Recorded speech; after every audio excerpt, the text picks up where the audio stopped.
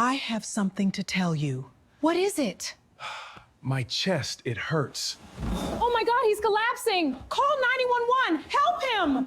I never imagined that a single cup of coffee would expose 7 years of lies. That morning, my mother-in-law smiled as she placed a steaming mug in front of me and said, "I made this especially for you." Something about it didn't feel right.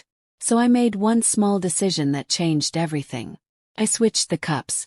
Seconds later, the man who had never believed me collapsed to the floor after drinking the coffee that was meant for me. What happened next uncovered a family secret. Now let's go. I sat at the long dining table that morning, my fingers curled around a steaming mug my mother-in-law, Patricia, had just placed in front of me.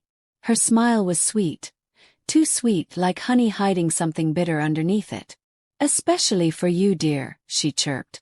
I forced my own smile, even though my stomach was already tightening. "So sweet of you," I said lightly. The heat from the mug seeped into my palms, but something about it felt off. The smell wasn't the rich, familiar coffee scent I knew so well. There was an odd chemical tang underneath it, almost metallic, the kind that tingles at the back of your throat before you've even taken a sip. Across from me, my husband Ryan barely looked up from his phone. One arm draped over the back of his chair, that same arrogant air hanging over him like always. "Drink up," Patricia encouraged, eyes twinkling. "I made it just the way you like it." That was a lie.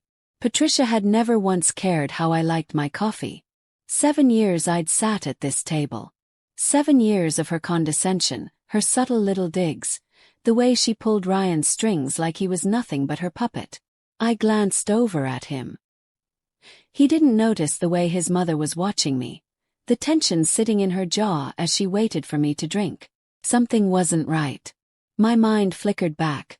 2 months ago, a violent night of stomach cramps after dinner at Patricia's house.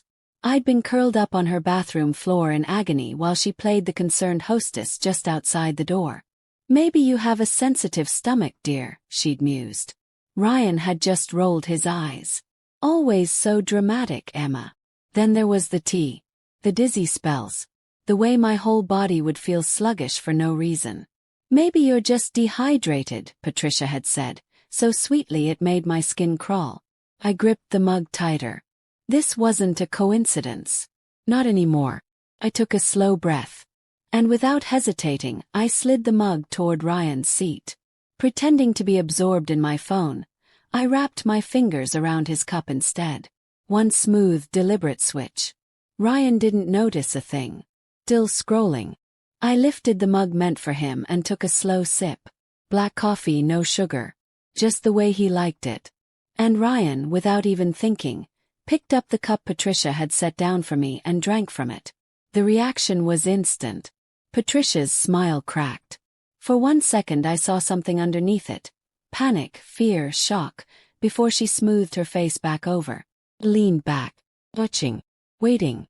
Ryan rubbed his temple, still scrolling, but his brow had started to furrow. "Ugh," he muttered, shifting in his seat. Patricia's eyes darted toward him. Her fingers curled into the tablecloth. I took another sip of his coffee, pretending not to notice anything. "Maybe you should drink some water," I suggested, light as anything. Her nails dug deeper into the fabric. Ryan groaned, blinking hard. "I feel off." Patricia's chair scraped back loudly. "Maybe you should lie down," she said, too fast. Way too fast. My chest tightened. She already knew exactly what was happening to him. Kept my voice casual. "That's strange, Ryan. You drank the same coffee your mother made for me. If I'm fine, why aren't you?" Patricia froze solid. Ryan barely reacted, already too sluggish. I watched the realization land on Patricia's face, watched her fear turn into something she couldn't hide anymore. Ryan inhaled sharply and swallowed hard. His face twisted. Sweat broke out along his hairline. His hand trembled as he reached for his water glass. Patricia shot forward. "Sweetheart, let's get you to bed," she said, desperation cracking through her voice. I folded my arms. "Or we could call a doctor." They both froze. Ryan shook his head, brushing it off. I just need a second. He was too far gone to see the way his mother was looking at him. Not with worry, but with terror. I turned to her. Why don't you want a doctor, Patricia? The color drained from her face. Don't be ridiculous, she snapped, forcing a smile that didn't reach her eyes. Ryan tried to stand, swayed, and grabbed the counter for balance. I'm calling an ambulance, I said. Patricia lunged and grabbed my wrist, gripping it harder than I thought she had in her. No, she hissed. I yanked my hand free and pressed call anyway. Sirens in the distance. Her mask finally cracked all the way open. I turned to her, my voice soft now. What did you put in his coffee? Ryan's head snapped up. For the first time he actually looked at his mother. Really looked at her. She stammered. He's coming down with something. Ryan's body sagged against the counter, his breathing growing heavier by the second. The truth was sinking in for him, finally. The paramedics arrived and lifted him onto a stretcher. One of them turned to me. Did you see what he ingested? My eyes locked on Patricia. I don't know, I said. But his mother made it. Specifically for me. The paramedics exchanged a glance. Then one turned to her. Ma'am, is that true? She said nothing. Ryan, weak, pale, barely holding on, managed to croak out one hoarse word. Mom. At the hospital, the machines kept beeping into the silence. A doctor walked in, flipping through a chart. Mr. Walker, your test results show elevated levels of a toxic compound commonly found in sedatives. You're lucky you didn't ingest more than you did. Ryan swallowed hard. The doctor turned to me. You said his mother made the coffee. He nodded. His expression darkened. We're going to need to report this to the authorities.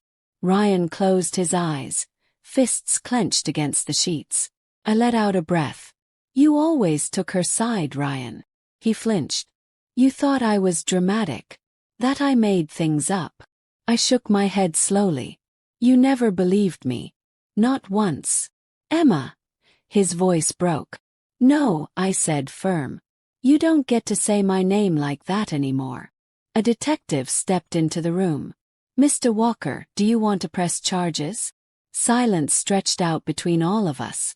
Ryan hesitated, then turned to me, like he was waiting for me to make the decision for him. But I was done protecting him. I stood and smoothed my jacket down. That's not my call, I said coolly. It's yours. Then I walked out of the hospital, out of his life. Because Patricia might have put something in my coffee, but Ryan had let her get away with it for years. And that was unforgivable. Stepping out into the crisp night air, I inhaled deep, like I was trying to push every year of manipulation and betrayal straight out of my lungs. My phone buzzed. A message from my lawyer. Papers are ready. Just say the word. I stared at the screen for a moment. My hands were steady. I typed back without hesitating. File them. This was never just about Ryan drinking poisoned coffee. This was about every single time he'd let his mother chip away at me, piece by piece, until I barely recognized my own reflection. No more. Back inside, Ryan sat on the hospital bed, weak, his mind spinning. Detective Harper's voice stayed firm.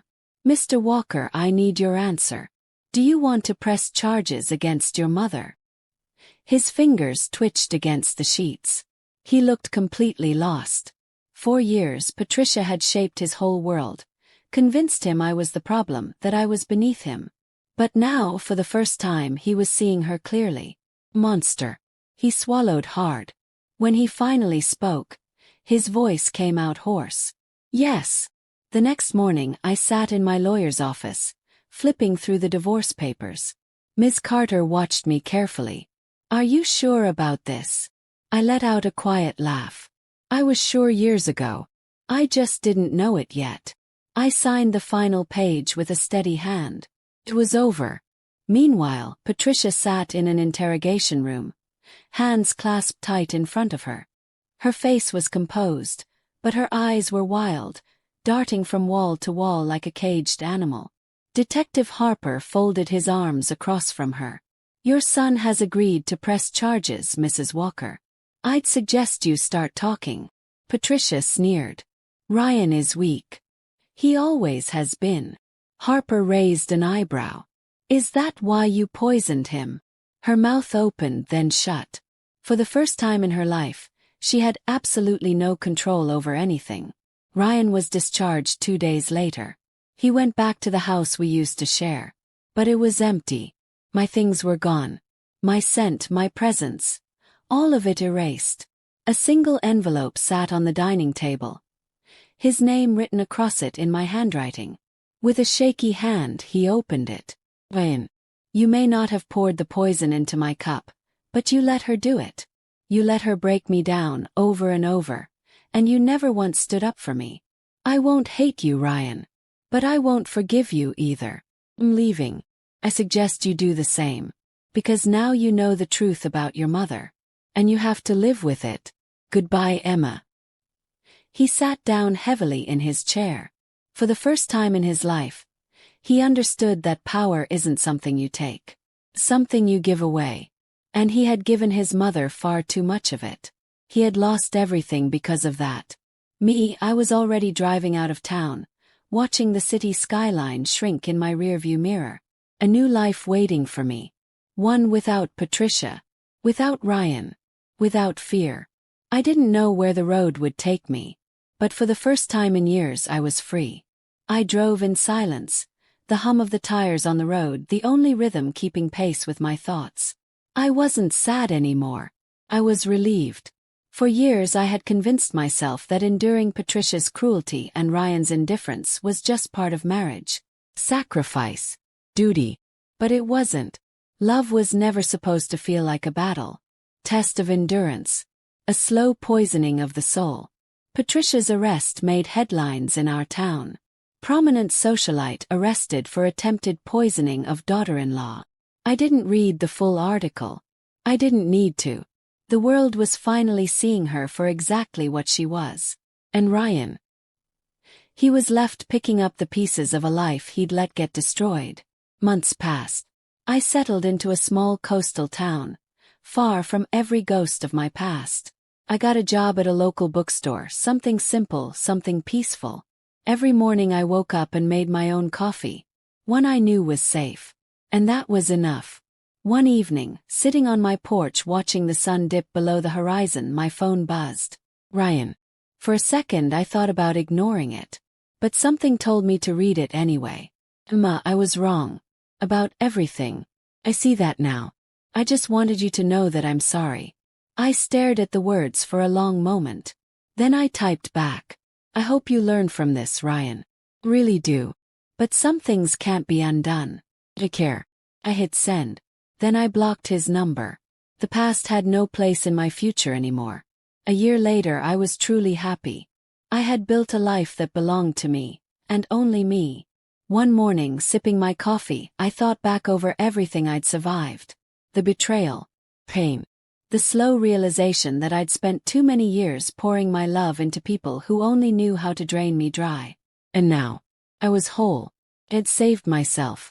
So that's how I ended up here. I spent years believing I had to endure suffering for the sake of love.